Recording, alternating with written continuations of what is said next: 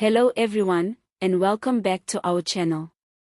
Today we have breaking news from the very top levels of the South African Police Service, and it is one of those stories that says as much about power struggles inside the institution as it does about the individual at the center. National Police Commissioner General Fannie Masemola has officially suspended Lieutenant-General Shadrack Sibiya, who until now served as Deputy National Commissioner for Crime Detection. The suspension takes effect immediately, and it follows his earlier placement on special leave in July this year. The reasons behind it: ongoing investigations into serious allegations of misconduct. Now, if you are familiar with South African policing history, the name Shadrack Sibiya might already ring a bell. He is no ordinary officer in uniform. Sibiya was once celebrated for his work with the Hawks, the Directorate for Priority Crime Investigation. He was often portrayed as a tough investigator, not afraid to step into politically sensitive cases.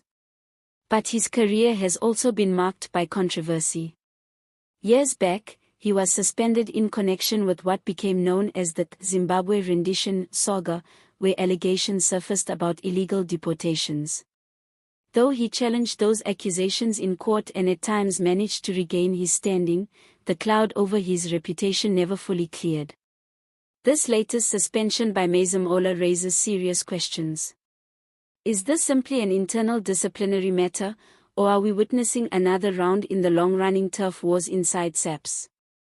Remember, the police service has often been criticized for factionalism at the top. One commissioner suspends a senior officer, the next one reinstates him, and the cycle repeats.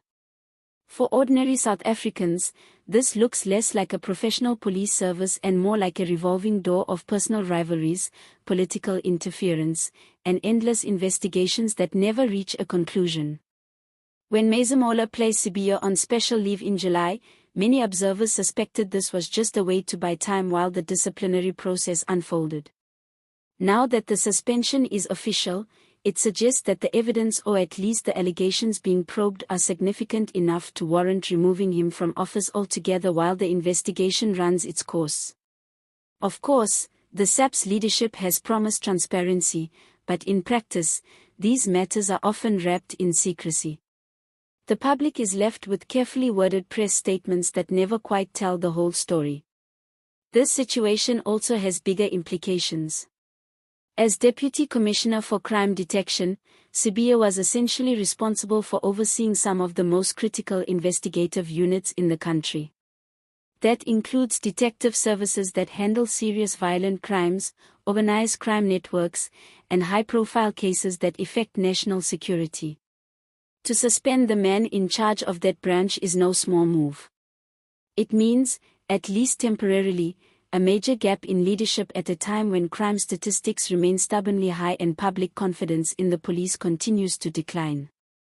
Critics are already pointing out that SAPS can ill afford more instability at the top.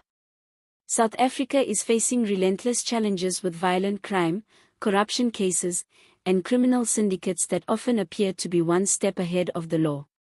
The last thing the country needs, many argue, is another internal battle at the leadership level. Some are asking, who benefits from this suspension? Is it about accountability, or is it about power? There is also a question of timing. Sibiya was placed on leave in July, but the suspension comes now, in mid-September, after weeks of speculation. Was there new information uncovered? Was there political pressure behind the scenes? Or is this simply the final stage of a process that had been set in motion months earlier? We may not know for some time, but the uncertainty itself weakens trust.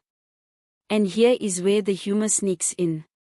You would think that in a country where criminals hijack cars in broad daylight, where water tankers get escorted by armed guards, and where cables vanish faster than hot fat cook at a school tuck shop, the police leadership would have no time for endless suspensions and counter-suspensions.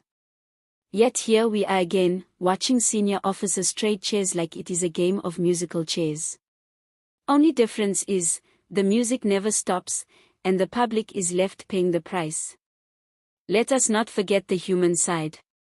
For the officers working under Sibiya, this creates uncertainty. Do they continue with their investigations as before? Who signs off on urgent decisions? Leadership voids trickle down quickly, and when you are dealing with serious crimes, delays can mean lives lost. It is not just about politics, it is about operational effectiveness. Looking at the broader political picture, suspensions in SAPS have often been tied to shifting alliances within government.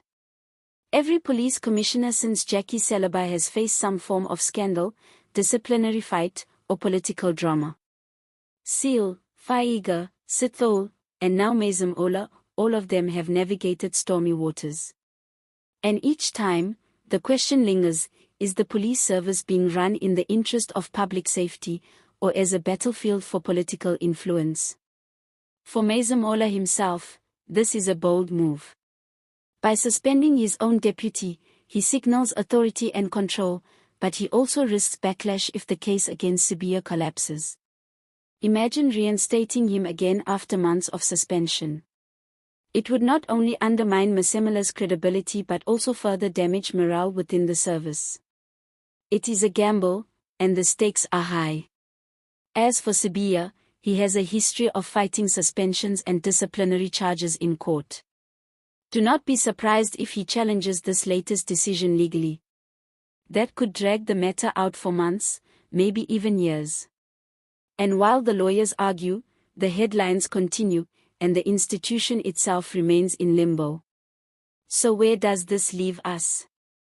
For the ordinary South African who simply wants safer streets, quicker responses, and a sense that crime is being tackled with seriousness, it feels like déjà vu.